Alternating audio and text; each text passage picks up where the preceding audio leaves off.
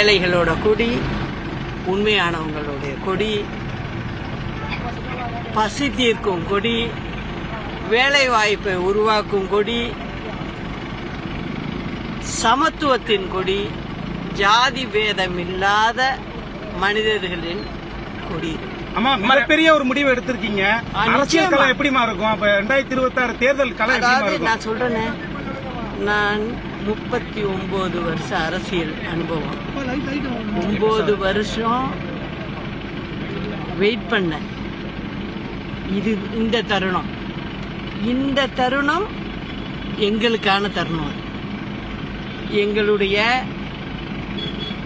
கிளை கழகத்திலிருந்து, நகர கழகத்திலிருந்து, பேரூராட்சி கழகத்திலிருந்து, ஒன்றிய கழகத்திலிருந்து, மாவட்ட கழகத்திலிருந்து, தமிழகத்தில் வாழும் எங்க கழக உடன்பிறப்புகள் அத்தனை பேருக்குமான உரிமை இந்த கொடிக்கு உண்டு. அதனால்தான் அண்ணா, புரட்சி தலைவர், அம்மா இவங்க வழியில நாங்க இருப்போம். இது ஏழைகளுக்கான ஒரு தைரியத்தை கொடுக்கக்கூடிய கொடியா இது காலகாலம் இருக்கும்.